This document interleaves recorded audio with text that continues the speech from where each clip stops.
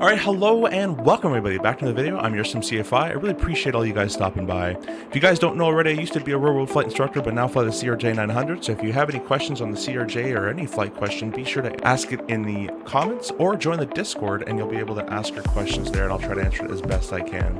I'm going to keep this very short, but if you guys want to fly the MD11 but are maybe a little intimidated by it, I'm here to show you that it's actually ridiculously simple and it might be even in some parts easier than your A320. All right, looking in the flight deck, I know again it looks a little intimidating. There's a lot of switches everywhere. You got to remember though, there's 3 engines, so take your A320 panel and add a 3rd engine, which means another gen, another bleed source. So there's going to be more switches, but that's because there's another engine, so don't get intimidated by that. The next thing I want you to see is that everything is actually automatic. You don't really have to do much. For example, we're going to turn this battery on.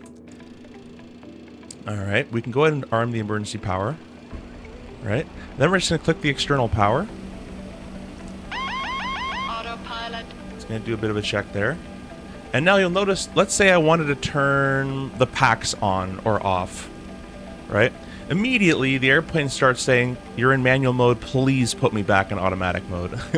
Right? So we'll press that, now it's in automatic. If any of these system switches say manual, then this panel becomes manual. However, you're just going to have the fuel in automatic, the bleeds in automatic, the electrical in automatic, and the pumps up here automatic as well. So everything is all going to be automatic. All right, so all I went ahead and did was I turned the battery on.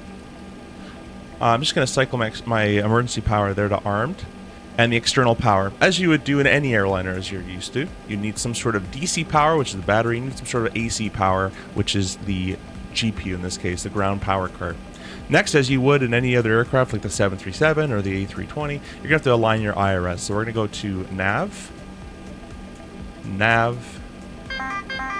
just the fire, the cargo fire test, and nav. And just like the 737 and some other airplanes, you're going to have to go to the FMS and insert the data. All right, so you're going to get to this page on the FMS by clicking the init button. It'll bring you right to this page. You're just going to click Initialize IRS. Look, it's telling you to do it here, Align IRS. We can clear that warning.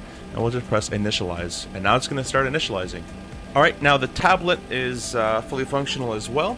And if you go to Settings and then Comms and enter your SimBrief user ID, you'll have access to import your flight plan. So we're going to import my flight plan. This is a fake flight plan I just created right now, which is Munich to Copenhagen. Well, you can see it brought the whole thing here. Munich Copenhagen has your airtime, your altitude, your route, which is kind of nice the way they've laid this out, your block fuel en route that you're going to be burning, contingency, taxi. It has it all written out here for you. We're going to send this flight plan to the FMS, or FMC they call it. We're going to set the payload and fuel. Okay, you can view departure charts, view arrival charts, and you can even reload the flight plan if you need to. You'll notice it has it right here, Munich to Copenhagen. You're going to have to type in your alternate, your flight number, and your cruise altitude. 370. We're flight 111. And I'm not going to look up the alternate for this tutorial, but let's just say it's Paris. So we'll put LFPG, and then your cost index, which you would find on your flight plan as well. Next page, you can see it has the block fuel. You just click this and the fuel gets entered. The takeoff gross weight predicted, and then your takeoff CG, and your zero fuel weight CG as well. Now, just like your Airbus and Boeing and CRJ and all those other aircraft, you can select your departure runway and SID and star. Now, there is a note I'm going to say. There is a bug going on currently that sometimes when you go, let's say, for example, I go to Munich, and then I press SID, and let's just say I pick a random one. I'm just picking a random one at this point. Sometimes the transitions will say none, and maybe there is none, and sometimes there actually should be a transition, but it doesn't actually display it there. So just be wary of that. It's been happening to a lot of people where they're supposed to have a transition and they can't select it, and or they do select the transition and it doesn't actually show up in their actual FMS flight plan. So you might have to manually type in all those different waypoints. Doesn't happen all the time, but you'll want to keep an eye on that. But anyways, we've picked a random SID. You picked your runway. Obviously, you'd want to choose the one for your actual departure. So I think I might have picked the right one. Akini 1S. We picked a Kinney 1Q, so I'd have to switch to 1S. But anyways, you get the point. You pick your SID, you pick your runway on the right-hand side, and then you press Insert. And then you can click the top button here. You can cycle through your whole flight plan. You can click Copenhagen, star for standard terminal arrival route, and these are all your arrivals here. Again, I'm just going to pick one just to show you. Again, it says no transition. That may be true. That might just be a bug. And then you have the choices of the approaches you can choose from. The ILS. You have some RNAVs starting to pop up. So that's all you would do there. You'd pick your runway that you'd like for that day or whatever you're going to be using, and then you'd insert it. Next, you're going to go back to the tablet, and we'll leave this on the takeoff approach page. We'll go to perf. Okay, so under Munich, you're going to press get weather. It gives you the winds, the temperature, the altimeter setting, or the QNH. 360 at 2 knots, you have a chance of changing the runway that you'd like to choose. Go with 8 right. Get takeoff weight. It's going to load it in there from the flight plan. And it'll be a flex takeoff. You can force it into a Toga 1 or a Toga 2. Anti-ice, you can say if you need engine and wing anti-ice on or off, today it'll be off. Flaps will be optimum. You can it'll tell you a specific flap, which we'll get to more. And the packs will be on, so we have air conditioning through the flight where pressurized takeoff. And we're going to press calculate. And there we go. We have a speed of 36, 52, 66, a flex of 59, and a flap of 10. Unfortunately, you can't sync this to the FMS, so you will have to type these in. You type in 132, and that was 152, 166. The flap setting is flap 10.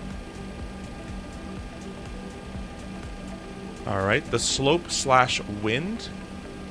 Slope is negative 0.1, and there's a 0 headwind there, so we'll do negative 0.1 slash 0, and that goes in the slope slash wind. Outside air temperature is 7 degrees, which is found just, oop, my mouse is going off, it's found right there. 7, and, oh, my mistake, 7C for Celsius. And that's it. You're basically ready to go. All you need to do is we'll uncage standby artificial horizon, start up the APU, and you're basically ready to push back. So it's a very simple airplane to get ready. Alrighty, starting the APU. Very simple. All you're going to do is click the APU power button right here. You can use the APU start stop, but if you use this button, you're going to have to come back here and click this to put the gen online. So just click the APU power button once. It's going to start flashing a veil. The start pump is going to flash on as well, and it'll take about 40 to almost 40 seconds to a minute to start this APU up. Let's go out and have a listen. As well, so look the APU bleed on now. The sounds are great. Let's come up here and turn our navigation lights on. They should have been on from before, but that's okay. Beacon light on, we're just about to push. Our no smoking sign on, seatbelts on. Emergency lights to arm. Down here in the center pedestal, not much for you to do, but you do have the chance to do your frequencies and stuff. But this is our transponder, so you put in your transponder code, and you have standby, transponder, TA only, and TARA. So transponder when pushing back in taxi, and then TARA on the lineup of the runway and for the rest of the flight until you have to taxi back to your gate. Okay, on the autopilot setup, you're just going to set your stop altitude. Let's just say it's 10,000 feet for today, so we'll leave it on 10,000. But you check your departure chart for that, or clearance. Then on the heading, we would set the runway heading. I'm just going to ballpark it for today, but you can check your taxi diagram or your departure chart for that as well. And then speed, we can leave at 250 knots. Alright guys, so you're ready to start your engines. What we're going to do now is we're going to click the most left starter. And once the N2 reaches an N2 of 15%, we're going to add the fuel by clicking the fuel switch to the up or on position.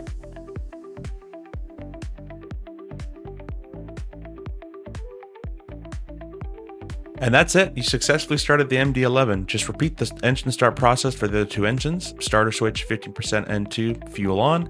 and the aircraft will start up all 3 engines. The AP should also auto shut off for you as well. Please join me in the next tutorial where we cover taxiing and takeoff procedures.